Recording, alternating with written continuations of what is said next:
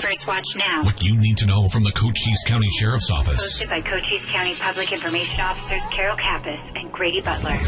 First Watch on 92.3 KWCD. First Watch is brought to you by Sulphur Springs Valley Electric Cooperative, giving you an inside look into your sheriff's office. I'm Grady Butler, and with me is Sheriff Mark Daniels. Good morning. Hello, everyone. All right, we missed Carol already. We do. I mean, Carol just got done finishing with the Dispatch Academy for about 2.5 months putting that together. And she just graduated her class. We'll talk about that in a minute. But so she's on well-deserved vacation. Yes, and just setting up the show without her is difficult. You don't. You realize when something happens all the time, like it does with this show, and then when you lose a component of it, like Carol, it's tough. And I'm sitting in her chair. The only benefit I get to sit in her chair is better than mine. It's the big boy chair. That's what we call that. It is, and better microphone, everything. I just don't get it. I know, yeah. Well, let's start with the weather, because last week we were off the air because the KWCD tower blew over on Mule Mountain. It did. The importance of towers, when you drive around Cochise County, the state, and beyond, when you see those towers, they do serve a function. And there's no better example than what we just saw with your tower. We got a text from you and saying, hey, and I saw that I turned 92.3 on, I listened to it in my car, and I was like, hey, there's nothing there. What happened to Grady and Rebecca and all the music? And sure enough, you lost your tower, which is up on Juniper Flats, which is right just top of the tunnel there in Bisbee. But yeah, so I'm glad to see you back up. You came up quicker than I thought. We had an engineer come in from our Town Square Media, and he it's jerry rigged. There's a lot of bubble gum and scotch tape up there, but we are on the air thanks to our engineer. So that's Jeff. So we want to give him a shout out. Oh, big time! And duct tape. Duct tape fixes it all. It does. It's better than a jack. You know what I mean? It's the good stuff. So I'm glad you're back up. Glad to see you sitting here again, because it was quiet. And I had a lot of people, where were you last week? Well, we can't get on the radio when the tower won't let us get out there. So. And also, just so everybody, kind of a behind-the-scenes story, it's up on Juniper Flats. It's near Bisbee. The radio station is licensed to Bisbee Sierra Vista, so that's why it's up there. We beam our signal to the mountain, and then the transmitter beams it out to your radios, and that tower fell over, so now we had to reposition all of that stuff. We got it working. We're back on the air, and it's going to take 6 months to a year for them to put that tower back up. It's incredible. So, and those towers, people don't realize, we have quite a few around the county. I mean, you're talking about $500,000 to $1 million to put one of those towers up. Sure. They're very expensive, and I mean, let's talk about that for a minute. Look at the weather we've had in the last 2 weeks, Grady.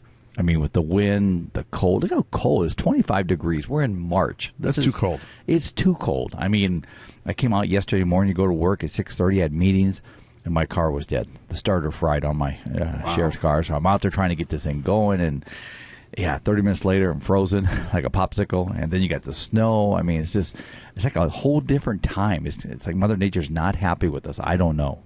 And one of the things about not being on the air last week is Mayor McCaw was supposed to make his debut on the show, and of course we had to cancel. Yeah, and let me just say, this mayor's out there. I mean, I'm in competition. I got a mayor's out there, and Mayor Mueller was that way too. Excuse me. But it's great to see him. I mean, whether it's an opening of a business in Sierra Vista, whether he's walking the streets, I mean, he is everywhere. And we had a graduation this week for our dispatchers. He sat right next to me, right there. I mean, he's out there supporting the community as a good elected official, bringing harmony, balance, and unifying the community. That's what it's all about. Good job, Mayor. So we'll have Mayor McCaw. We'll reschedule him and get him back in on the show. So since we weren't here last week, let's go back in time a little bit and cover some of the stuff that has happened over the past 2 weeks. Ohio sheriffs were in town. We did. We had some dignitaries from Ohio. We had a sheriff, which is outside of Cincinnati. An urban sheriff, we call them. I mean, so he came down. He brought a friend of his who lost his 21-year-old daughter from fentanyl overdose poisoning. He brought the state rep from the state of Ohio that oversees criminal justice for the state. She came. A former state senator, now on the Ohio Department of Education, came, and the CBS News affiliate came down. Two of them, a cameraman and a reporter. So they spent 2 days with us. Monday and Tuesday, they saw the operations, they saw the efforts, the innovation. They rode with my guys. They got tours of the border. Think about it. Midwest they have no clue what goes on in this border besides what they see on the media. And depending on what kind of media you watch is what a lot of people believe, and I get that.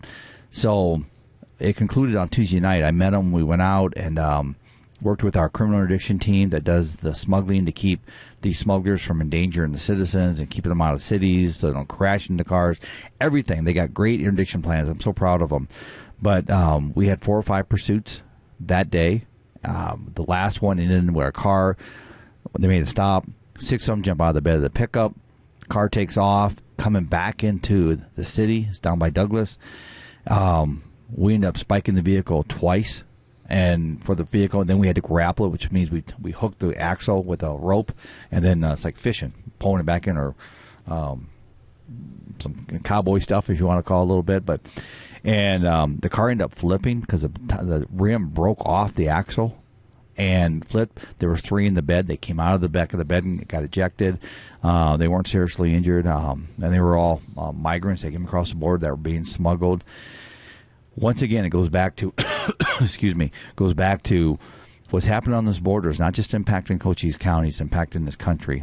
And the father, where he lost his daughter, that is advocating now to keep fentanyl out of our country and keep people safe, was just shaking his head. The Ohio sheriff, everybody, and even the CBS News affiliate reporter said, I've never seen something like this. The abrasion, the aggression, you name it, that we're seeing on this border. So, again, it was a great visit. They went back, and I haven't seen the overall story on that. But, again, the more that we can share the reality of a border and share that, hey, we're trying, I think we're all better off than saying can't do anything about it or just complaining. Complaining doesn't get you anywhere. You gotta bring it to attention with awareness. And we also shared that awareness with the former governor of Arkansas. Yeah, Asa Hutchinson was here last week too. He's contemplating running for president of the United States, but they reached out and said, Sheriff, can we do a hour or 2 hour talk with you? So we did a roundtable here with Asa, or I should say governor, to be respectful. Really nice guy. I wish him well, whatever his endeavors are as he pushes forward, but really down to earth. That's what I liked about him. Very down to earth. They had a roundtable in Tucson that night. Many people probably got texts on their phones. Hey, big roundtable. That was him. He asked me to sit on it, but I just got too much going on. I couldn't. I declined. But bottom line is, he's out there trying to get educated as he pushes toward the thought of running for president. So we'll see what happens. If you see him becomes president, he spent some of his time here if that happens. You also had a meeting with the CTE group. Yes, that's Career Technical Education. That's Tina, the superintendent. They provide the career technical education in high schools, like the nursing, the CNA programs, the law enforcement programs, the culinary programs. That's what they do in all the high schools. We're a big partner with them.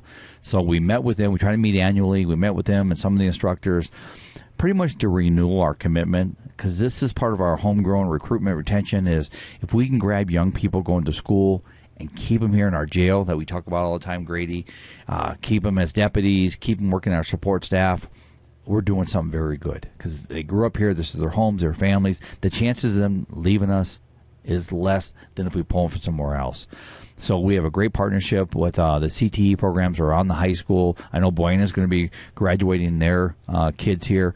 I talked to their instructor last week, and we provide them certificates. I mean, just all part of a partnership to recognize these kids, get them to validate within the criminal justice system, whatever it may be, and then have them come work for us. Dispatchers, you name it, we're pushing forward. So it's a great program, CTE. I think it's practical, and kids like that. Everybody learns different, but the kids that are in that program are doing really, really good. In fact, we have a jail tour next week with Buena High School students to expose them to our jail, and how about a career? So part of that, too.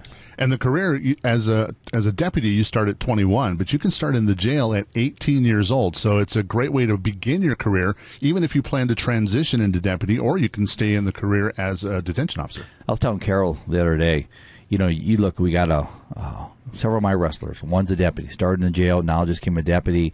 I got a wrestler in fact, I got a couple that's in jail. I got another one that works in our jail, just hired her. She's 18. Just hired another one. She's got through the dispatch academy. She's in our dispatch, the CCOM. So these programs work, but you got to have interaction with these young people in the high schools. Otherwise, they're going to drift on you. Otherwise, if you're talking to them about it, you're exposing them to it, and then you spark their interest, you can get them in those seats. Otherwise, they're going to go somewhere else. So we can keep them here, and we can help pay for their college through Cochise College, which is remarkable. They're looking at a 4-year program coming up real soon. We can keep them here, educate them here, They can raise their families here. God, we just done something amazing for Cochise County. That's what we're doing. And we also have some other job openings for the Sabre team as camera watchers. We do. We got a grant. It's a 5-year grant. It's an $18 million grant. We're hiring 36 civilians, and you're going to see more on that. I think if you go to Cochise County Job Opportunities, you'll see that. I believe it's 16 camera operators, folks, and they're really like dispatchers. They monitor the cameras. Last year, we had 66,000 people on our cameras. These are the migrants that have come across the border illegally, that we actually dispatch units, not just in Cochise, all the way to the California state line and parts of New Mexico. So that's what they do here, is keeping our community safe, not just in Cochise, but Arizona. Recognize that evil. We also, if they see a person in distress on our cameras, they notify, and to include working with our own here, Cochise County. So again, we're hiring 16, a couple of supervisors. These are all civilian positions. You don't have to be sworn. 18 years old. We're hiring civilian investigators, a PIO. So again, excuse me, it's really good stuff. I'm excited about that. But again, it's another step to how can we protect our county without. And let me just say, this is not using tax funds from Cochise County. These are grants that we've received that are not in-kind matching, which means they're 100% holistic grants to take care of and keep people safe in Arizona and Cochise County. And you just met with the new fire person at San Simon. I did. Last week, ran out to San Simon and met the new fire chief. Chief, that's the word I couldn't. I said person. Yeah, fire chief. That's all right. And you know, we all talk about the struggles. We don't have the budgets. You know, you name it. But when you go to San Simon Fire Department, if you haven't been to San Simon, take that trip. Not a lot out there, but what they do have is an interstate that's got thousands driving back and forth every day on it. So. Sat down with the new chief. I like his energy. I like his attitude. He's trying to put something together. He's trying to build a new fire station out there. He showed me his equipment, his fleet. I mean, but he's a one-guy show. And volunteers support that mission out there. So if they have an accident on I-10, that's who goes, along with Bowie, of course. But they're all volunteer-driven, besides maybe the chief. So it was refreshing. Patty, which is president of their board, was there too, and she's pretty much iconic in that community over there. But we sat for a couple hours and just talked to him about the challenges and told him we'll do whatever we can to support him as a sheriff and public safety partner. But great talk, Chief. Good luck to you out there, and you got some friends over here. You also met a New Mexico sheriff. Brand new elected sheriff in Hidalgo County, New Mexico. That's Lordsburg. And went over and met with him, had lunch with him, had a really good. He's a former New Mexico state cop. He's also a former city cop. So he's the new elected sheriff. And what we do over there is we cross-certified our deputies.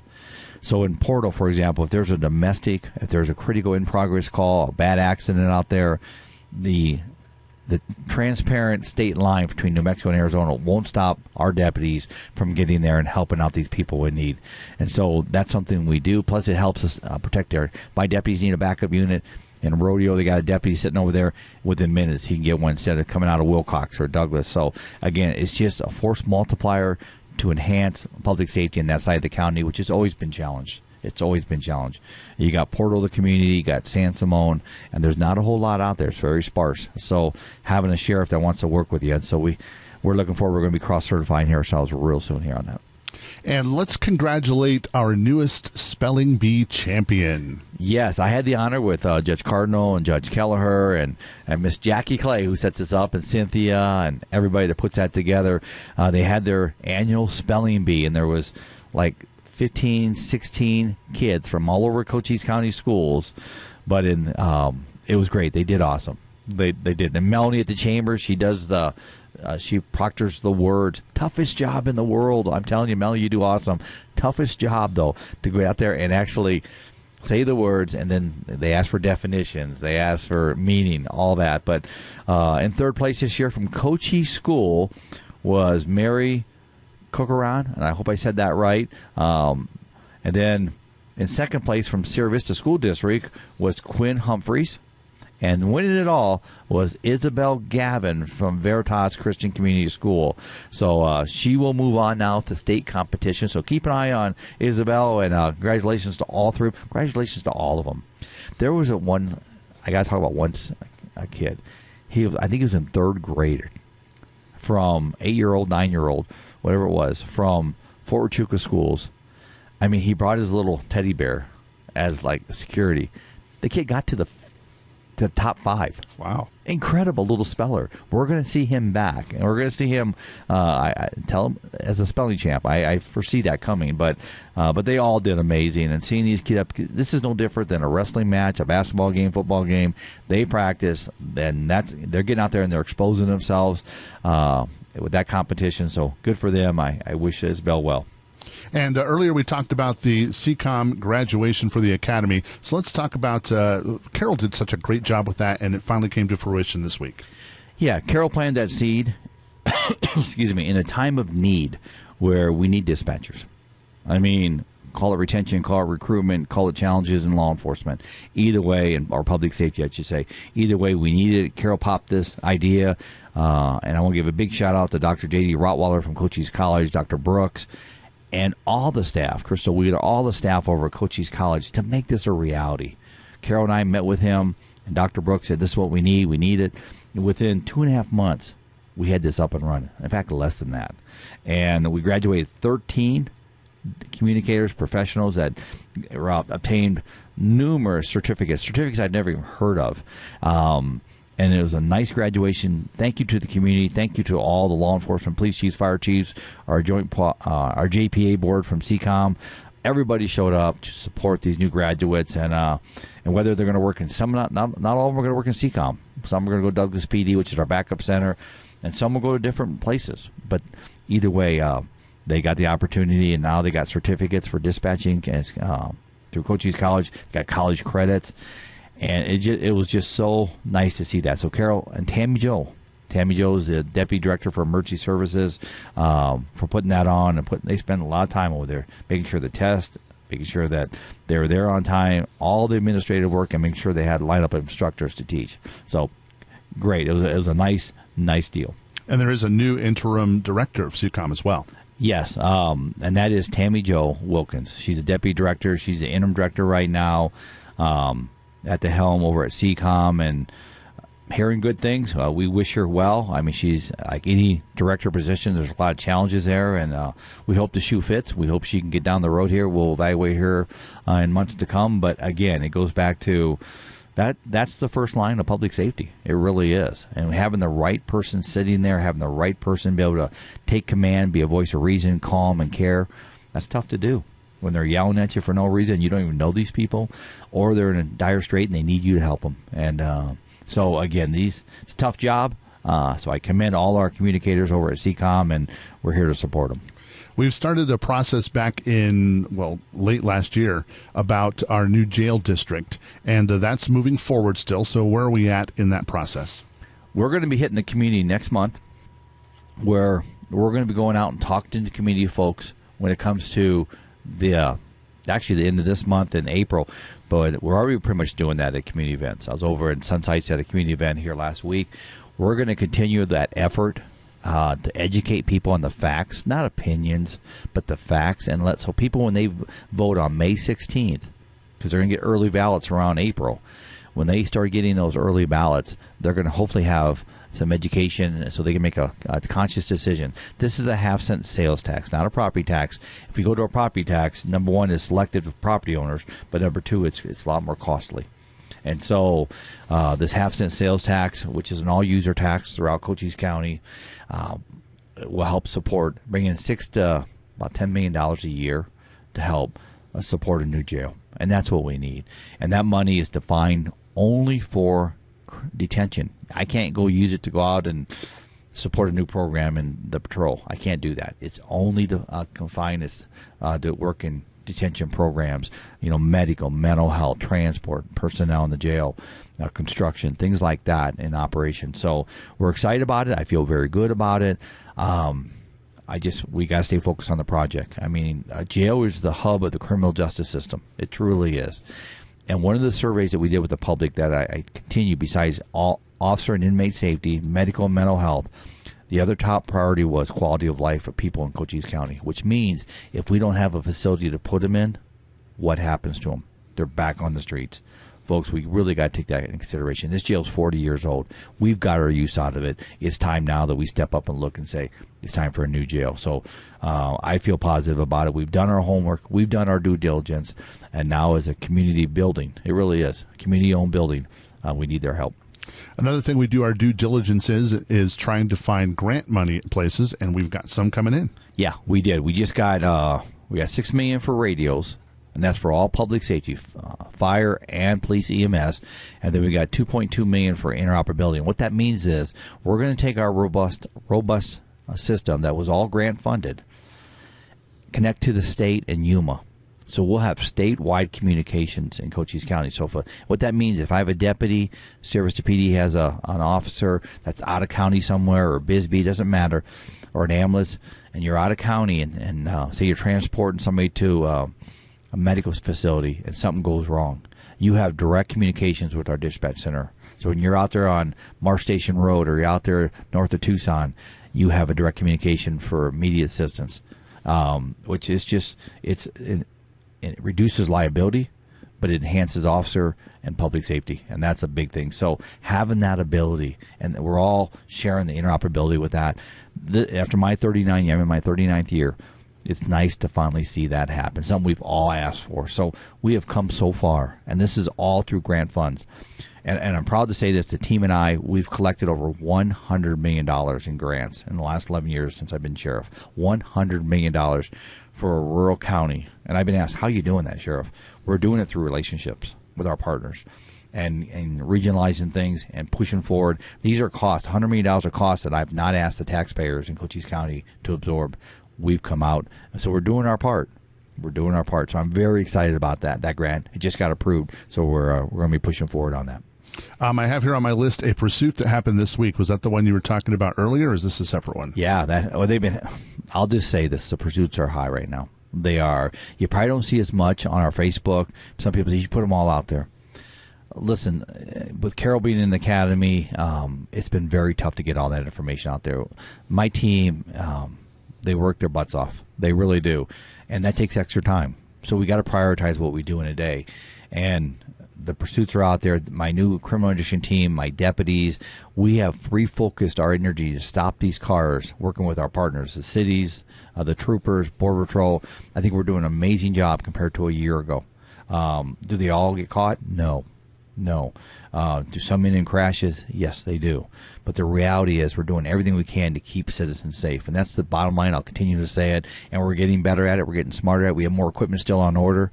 But again, everything's backlogged. I just don't get it. I think this is a tale of, the chain supply, all that stuff you hear about. But it's a reality to us because we got 40 vehicles we're waiting for. We got equipment, all equipment needed to help bring these interdictions to a safe close. So, again, I'm seeing some bad things out there on these chases, though, and I'm seeing people still partaking in international crime, and we'll keep doing our part. We really will. We're not going to turn our heads. And we're thinking of the family of one of our volunteers, Judy, who passed away. Judith Barnett. She's iconic. In fact, she worked at Culver's for a while. She worked with Kevin over there at Culver's, and she was an elderly lady with white hair, but she had a smile on her face everywhere she went. She was a volunteer at the Sheriff's Assist team. She came down twice a week and worked in our admin down there. She worked at the Citizens Police Academy for the City of Sierra Vista Police Department over there. Just a sweet lady, and she's community driven. She passed away. Her services were last Saturday, well attended. I was at that event to celebrate her life, and that's really what it was. So, Judith, thank you, and Gary, her son, and all her family, and thank you for allowing us to share. And so, rest in peace, Judith. And your stop of the week has a different ending this time. It does. I was coming back. This cold weather is drying me out, by the way. Boy, I'll tell you. So, but I was coming back from helping the deputies the other night, and we had a shooting incident. The guy pulled a gun, and my deputies were all tied up, and I answered a couple calls. Well, then I was coming back, and a car in front of me, expired plates, about a year ago. So it'd been expired for a year. Run the plate, confirmed it was expired, stopped it. The driver had no driver's license. No insurance. Expired registration. Now, these are costly violations. And so I ended up writing the guy 3 citations. That's what we do. And then the wife had just got out of the hospital. They were in a car that wasn't the best of cars. It was a sad situation. In the back seat was 2 children. One was like 5, the other one was like 7. And and I always look at that when I'm dealing with it, because that's mom and dad. That's their loved ones. It's impressionable of these kids. It's impressionable how they see cops and how they perceive us. So after I gave him the citation, I asked him, and he said to me, he goes, "Thank you, Sheriff." He was very cordial, the driver. I wished him well. I wished his wife well. And I said, I want to ask you one thing. And he goes, "What's that?" And I go, and we made the stop at Dairy Queen on 92 in the parking lot. I said, "Would you mind if I bought your 2 kids Dairy Queen?" And he looked at me kind of puzzled, and he said, "Yes, that's fine." So I said, "Would you come with me?" So we went in there. I took the 2 kids in there. We bought them Dairy Queen. I bought them Dairy Queen. And both girls looked at me, smiled, and gave me a hug. And so when you hear the stories on social media that we're all so mean, we're all so bad, we're human beings that wear a costume, yes. But let me just tell you, there's some great law enforcement in this county. I mean, there really is, and that's how we treat our public. And so that's why we don't see riots, and that's why you don't see the complaints you see in other areas. But I feel we left a very positive impression for those kids. And I'm sure they went to school and said, "Hey, guess who bought me? The sheriff." When we walked in, the people at Dairy Queen were looking, and the father said, "The sheriff's going to buy my kids ice cream." And I told the 2 girls, "Order what you want." And the 2 employees at Dairy Queen were just staring at me like, "What are you doing?" Because they knew I was on a traffic stop because my car was in the parking lot with the lights on. But that's what policing is all about. It's how can we balance out that traffic stop? And that was the example. So that's my stop of the week, and I extend that to my men and women and all the people that wear a badge. That's the kind of cops you got working here. Well, let's talk before you go about a safety message of the week. And this week we're going to talk about passwords. Passwords. Protect them. That's the gateway to your personal life. That's the gateway to your assets. That's the gateway to get into you. You gotta have smart passwords. You got to protect those passwords, and that's where these scammers are trying to get to you. If they can get through your password, or you don't have a proper password, they can break, or they can trick you into giving it. I spoke to a citizen here just recently. She lost $15,000. She called me, was crying at night. Folks, protect those passwords, because if these thieves, these thugs, these evil get into your systems, your computers, your phones, whatever it may be, they're into your livelihood. Protect that. Well, Sheriff Mark Daniels, we thank you for coming and talking to us today. Grady, everybody, thank you for tuning in. See you next week. Thank you. Have a safe week. Coming up next, we got the Sierra Vista Chamber of Commerce and the Sierra Vista Police Department to talk about what they've got going on. It's First Watch on KWCD Country, and it's brought to you by Sulphur Springs Valley Electric Cooperative. On 92.3 KWCD. And it's brought to you by Sulphur Springs Valley Electric Cooperative, giving you an inside look into your sheriff's office. I'm Grady Butler, and our next guest from the Sierra Vista Chamber of Commerce, it's Melanie. Good morning. Good morning, Grady. Well, let's start with, this seems the most interesting, Moonshot. What is that? So Moonshot is a very exciting event that we have coming to Cochise County, and this is a Shark Tank-like event, and it's hosted by a company called Moonshot, and they are going to be down here doing a Shark Tank-like event for any of our business owners out there that are looking to improve their business, or if you have a great idea for a business, you can come and compete. It costs nothing for the business, and there's great prizes. And then if you win the Cochise County round, you go to state, and there's more great prizes there. So we have an informational meeting happening on March 15th at 5:30 p.m. at the Chamber of Commerce. No cost to attend that. Just make sure you register at svachamber.com. Do you know what the prizes are going to be? Well, the prizes that we have here, we have some cash prizes, we have some advertising prizes, we have chamber membership prizes. So there's a lot of different prizes. There's some space that you can work in as well that's being donated. But we're doing this in partnership with Sulphur Springs Valley Electric and the Small Business Development Center, the City of Sierra Vista, Cochise College Small Business Development Center as well, the Community Investment Corporation, AREDF, and Herald Review. And remind us one more time where we can register for the informational meeting. At svachamber.com. You've also got Good Morning Sierra Vista coming up. We do. Very exciting. That is going to be March 14th at 7 a.m. is when the doors open at Cochise College Student Union here in Sierra Vista. And our keynote speaker for that is Eric Morgan, and he owns Leadership Philosophy Services. So again, you'll get updates from the county, the City of Sierra Vista, Huachuca City, the Fort, and the Chamber during that morning breakfast, but also you'll hear from somebody who specializes in leadership. And we all know how important that is to retain employees, to get good employees. You need to be a great leader. And it's something we continue to learn throughout our lives. So make sure you get registered at svachamber.com for that. And then you have a Shred-a-thon coming up soon. We do. We do it twice a year. So March 25th from 8 a.m. to noon or until the truck is full, meaning if it gets full before noon, it's got to go back to its location. So 8 to noon at the mall at Sierra Vista, March 25th. It's $5 a box or bag, and it's a drive-through event. So it's super easy. Get in line early and drive through, drop off your shredding. It gets shredded right on the spot, and then you just drive away.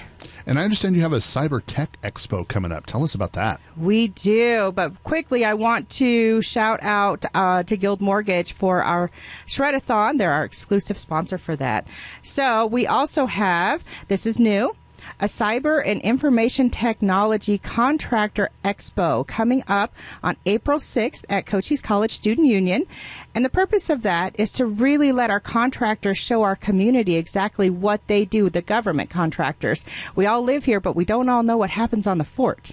And so it's exciting to learn about the incredible groundbreaking technology that's actually happening. So we have invited 31 different government contractors out there.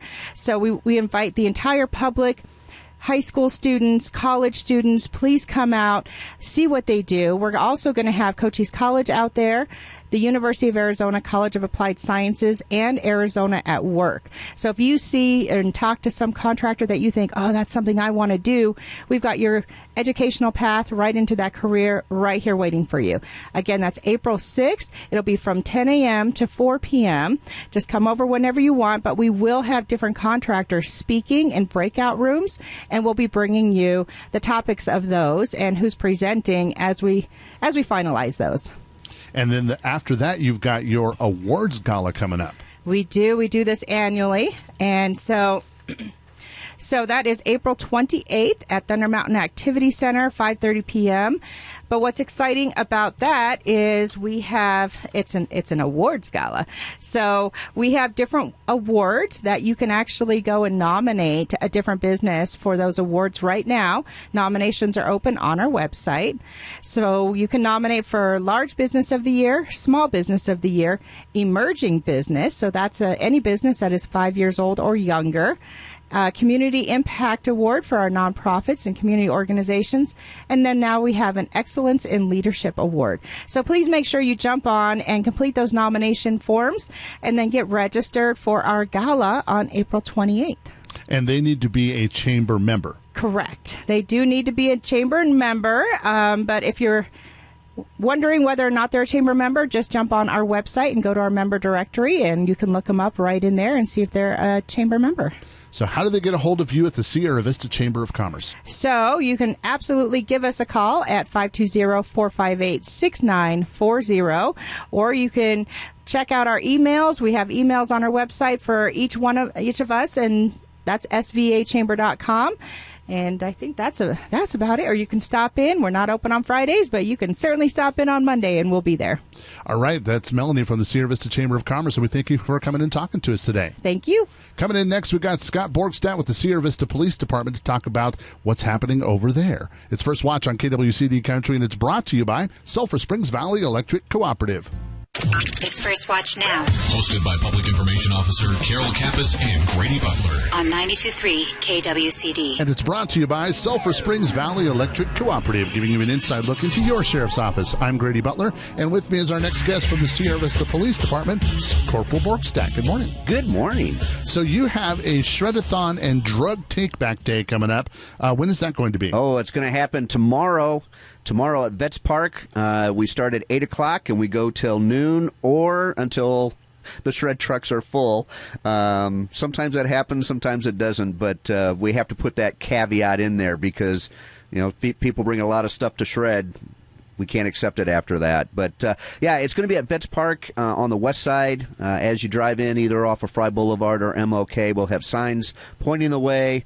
Once the trucks get there, it'll probably be pretty obvious where to go.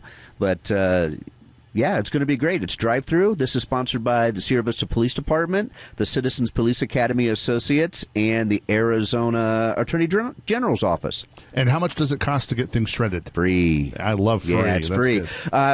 The CPAA, will take donations if you're so inclined, but for the most part, it's free to turn in your unused medication or the documents that you need to have shredded. Let's talk about the medication take-back day. What kind of medications will you take and what won't you take?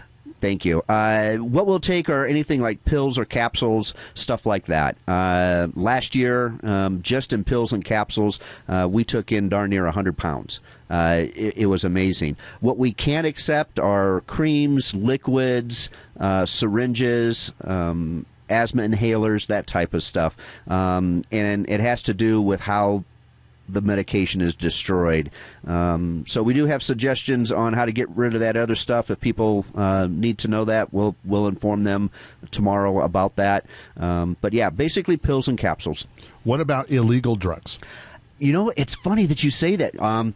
Obviously, we'll have the police there. We will accept those. But we have never had anybody turn in illegal drugs before. Would it be a no questions asked scenario, or how would that unfold? Maybe that's why they don't. Well, since we've never encountered it, probably a no questions asked type deal. We'll take them and get rid of them. But in the years that we've been doing this, even in the years that we have had the drug take back boxes out at the PD and the fire stations, we have never had anybody throw illegal drugs in there.